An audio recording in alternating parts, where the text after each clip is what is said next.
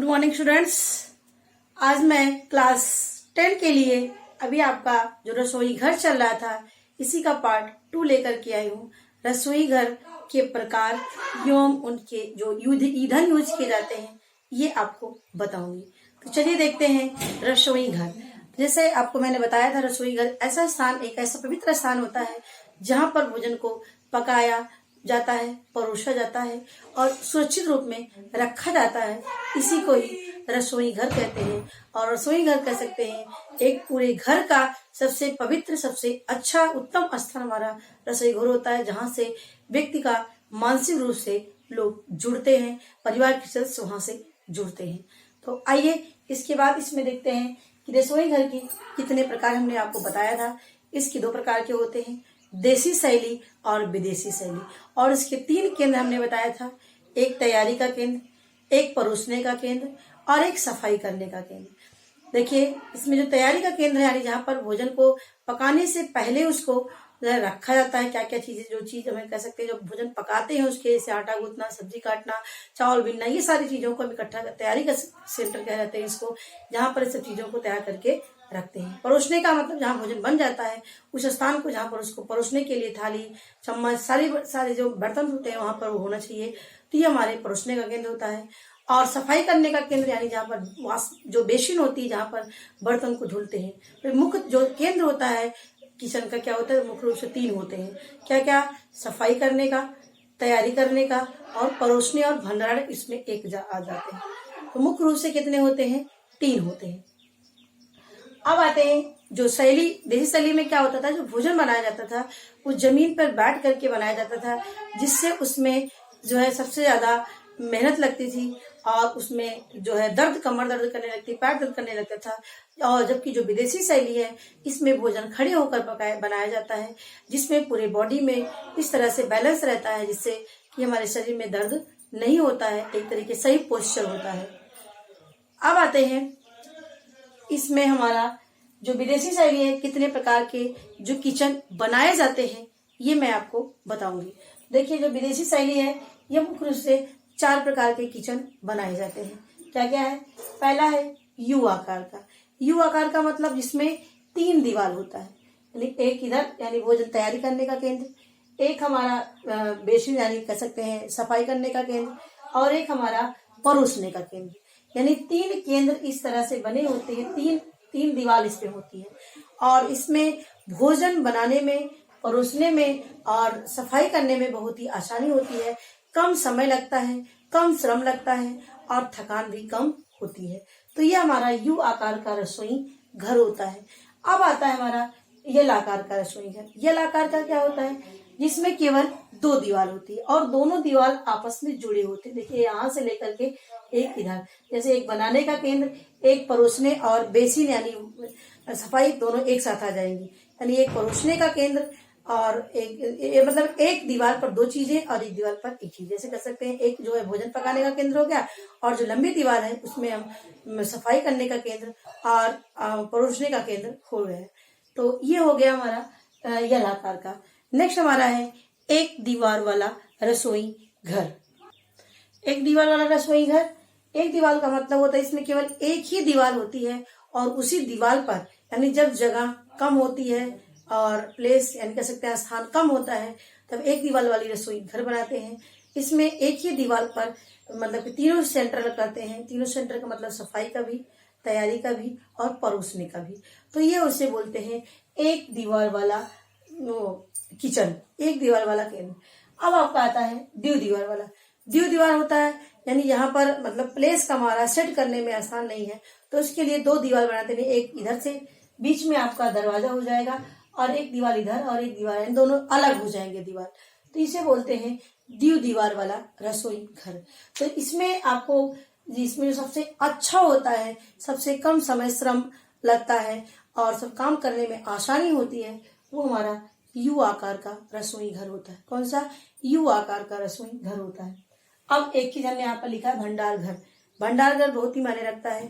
तो ये हमारा किचन में ही यानी रसोई घर में ही भंडार गृह होना चाहिए, जिसमें जो भोज्य सामग्री हो उसको समय समय पर देखा जा सके, उसमें से निकाला जा सके, और जो भंडार गृह हो उसकी साफ सफाई में करते रहना चाहिए और वहां पर सीलन नहीं होना चाहिए, खुला खुला यानी रोशनदान होने चाहिए, जिससे उसमें से सूरज की रोशनी आ जा सके। और वहां पर बीच बीच में सफाई करती रहनी चाहिए, सामान को देखते रहना चाहिए, इसे जो सुखाने वाला हो, जो हटाने वाला हो, जो जल्दी बनाने वाला हो, ये सारी चीजों को देख करके उसको करते रहना चाहिए। तो ये होता है हमारा भंडारघर, जहाँ पर भोजन को रखते हैं स्टोर के रूप में। नेक्स्ट हमारा है रसोई घर के ईंधन एवं चूल्हे, यानी रसोई घर में भोजन को पकाने के लिए कौन कौन से ईंधन के उनको यंत्र का उपयोग करते हैं। इसमें हमारा है ठोस, द्रव और गैस। 3 रूप में हम ईंधन को प्रयोग करते हैं। अब ठोस के रूप में क्या है, लकड़ी यानी मिट्टी का चूल्हा होता है, उसमें लकड़ी के द्वारा, कोयले के द्वारा उसको जलाते हैं। और जो गोबर होता है, जिससे मतलब सुखा करके उसको ईंधन के रूप में यूज करते हैं, यानी लकड़ी, कोयला और गोबर के कंडे बना करके इसका उपयोग करते हैं। और इसमें जो चूल्हा बनाते हैं, सबसे अच्छा जो चूल्हा होता है वो हैदराबादी चूल्हा होता है। क्यों? क्योंकि उसमें 3 जो है चूल्हे बने होते हैं, और इस तरह से 3 चूल्हे बने होते हैं इसमें, यहाँ पर भी, यहाँ पर भी और यहाँ पर भी, और यहाँ से इसमें आग देते हैं, और यहाँ पर इसमें चिमनी बनी होती है। क्या बनी होती है इसमें? चिमनी यहाँ पर बनी होती है, जिससे यहाँ पर धुआं जा रहा है और ये धुआं आसानी से इधर से निकल जा सके, यानी इसमें से निकल सके, जिससे धुआं वहां पर ना हो और वो ऊपर आसानी से वायुमंडल में उड़ जाए। तो ये सबसे अच्छा जो चूल्हा होता है मिट्टी का, कौन सा होता है? हैदराबादी चूल्हा होता है, जिसमें चिमनी भी बनी होती है। अब आते हैं द्रव के रूप में। हम मिट्टी का तेल की चीजें, जैसे स्टोव, गैस जो स्टोव होता है, इसमें हम एक बत्ती वाला स्टोव होता है और एक में दबाव वाला प्रेशर डाल करके उसको जलाते हैं। तो ये इसमें कभी कभी फटने का भी डर रहता है, प्रेशर वाला। तो ये हमारा मिट्टी का तेल डाल करके उसको स्टोव को जलाते हैं, इससे भोजन को पकाते हैं। तो ये हमारा ये द्रव में आता है, क्योंकि इसमें तेल क्या होता है? लिक्विड होता है, ऑयल होता है। अब आता है हमारा विद्युत।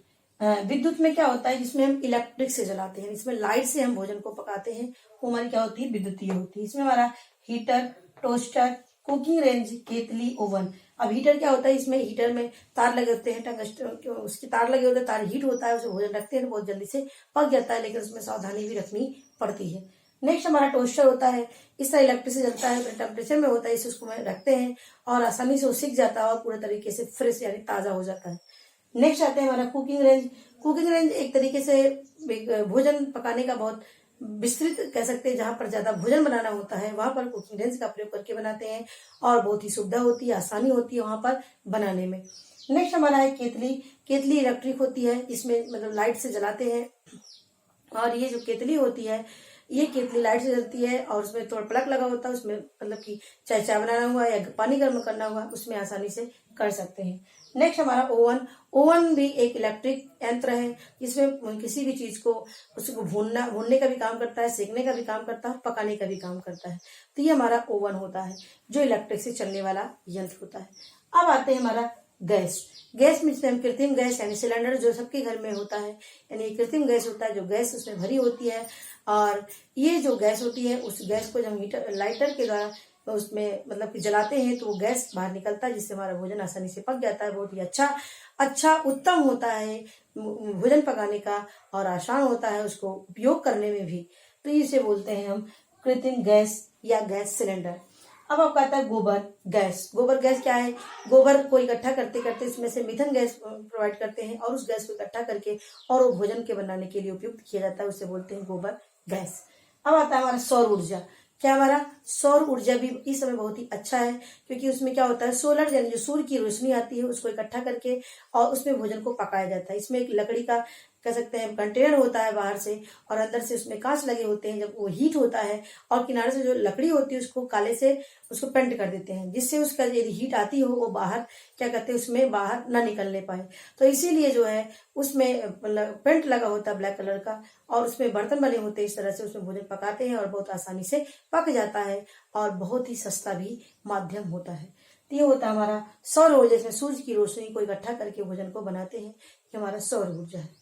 अब आते हैं रसोई घर की सफाई। हमें रसोई घर की सफाई समय समय पर करते रहना चाहिए। कभी साप्ताहिक होता है, कभी मासिक होता है, कभी डेली है, प्रतिदिन, यानी जैसे हमारा जो काम होता है उसको उसी के अनुसार वहां पर देखते रहना चाहिए क्या चीजें कैसे हो रही है। हम किचन में हैं तो सारी चीजों का, बर्तन से लेकर के, डिब्बे से लेकर के सारी चीजों को देखते और उसको साफ करें, जिससे सफाई हो जाए। और यदि कोई डिब्बे हो या कोई और बर्तन हो, उसको साबुन से साफ करना चाहिए, कपड़े से, सूखे कपड़े से उसको पोंछ देना चाहिए। इससे जो कंटेनर हो, जो बर्तन हो, वो जो चमकने लगे, जो जिसमें हम सामान को रखते हैं, वो ऐसे डिब्बे, वैसे कंटेनर। अब आते हैं हमारा फर्श को बीच बीच में साबुन से साफ करते रहना चाहिए। जो ज्यादा जहां पर आना जाना ज्यादा वहां तो डेली साफ करना चाहिए, जहां कभी कभार हो वहां पर दूसरे तीसरे दिन इस तरह से फर्श को साफ करना चाहिए, जिससे वहां पर चिकनाई न बैठने पाए। और उसके बाद बर्तन की सफाई, अलमारी के बीच में देखते रहना चाहिए क्या चीज क्या हमारा खराब हो रहा है, क्या सही है, किसको धूप दिखाना है, किसको जल्दी बना लेना है, ये सारी चीजें हम इसमें चेक करते रहना चाहिए। नेक्स्ट हमारा डिब्बे की सभी, अभी हमने आपको बताया डिब्बे की सफाई। इसमें हम जिसमें वस्तु को रखते हैं उसको भी साफ करते रहना चाहिए हफ्ते में, जिससे उसमें चिकनाई ना बैठने पाए। चिकनाई बैठती है तो क्या होता है, वो चिपकने लगता है और हाथों में चिपकने लगता है, जो अच्छा नहीं लगता है। तो ये हमारे होते हैं एक अच्छे रसोई घर को कैसे रखा जाए, सफाई कैसे की जाए। अब आते हैं जो हमारे विभिन्न प्रकार के मतलब रसोई घर में विभिन्न प्रकार के बर्तन होते हैं जो अलग अलग काम के लिए उपयुक्त होते हैं।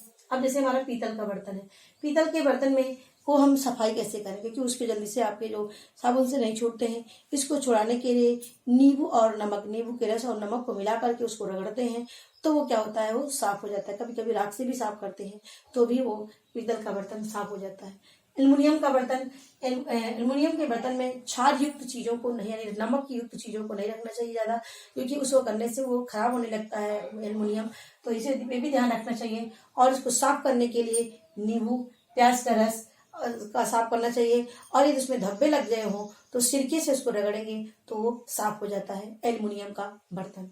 अब आते हैं लोहे का बर्तन।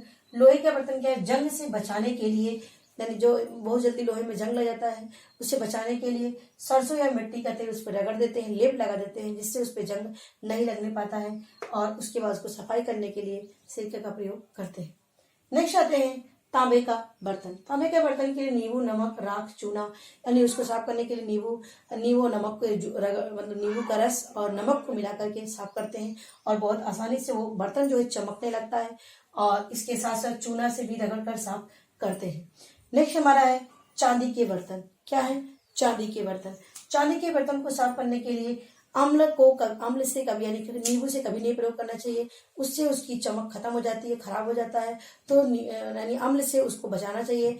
उससे आप कह सकते हैं उसको निर्मे से, यानी डिटर्जेंट या सोप से उसको साफ करना चाहिए। नेक्स्ट हमारा लकड़ी के बर्तन। लकड़ी के बर्तन को साफ करने के लिए बहुत ही, इसको कभी डायरेक्ट उसको पानी में नहीं भिगोना चाहिए, पानी भिगोने से लकड़ी खराब हो जाती है। उसको गुनगुना पानी लेकर के और इसके साथ साथ सूखा बेसन या चोकर को लेकर के उस लकड़ी वाले स्थान पर रगड़ना चाहिए, जिससे उसकी चमक पुनः आ जाती है। तो ये याद रखना, हमें उसको डायरेक्ट पानी में नहीं भिगोना है लकड़ी को, बल्कि उसको गुनगुना पानी लेकर के उसको कपड़े से पोंछना चाहिए, जिससे उसकी जो नमी, जो चिकनाई हो, वो क्या हो जाए, वो खत्म हो जाए। तो ये बातें आप अवश्य याद रखिए, बहुत ही इम्पोर्टेंट है आपके दैनिक जीवन में बच्चों, ये जरूर काम आएगा। और इसको अपने जीवन में जो भी आप बर्तन धुलने जा रहे हो तो इसका उपयोग करोगे तो धीरे धीरे चीजें जो आपको यहाँ पर रटना है वो आप यहाँ पर रटना नहीं पड़ेगा, बल्कि वो आपको याद हो जाएगा। तो ये हमारी वीडियो है और अब नेक्स्ट मैं आपके लिए लेकर के आऊंगी दूसरा टॉपिक। तो मेरी वीडियो देखने के लिए आपको धन्यवाद। लाइक और शेयर करना ना भूलें।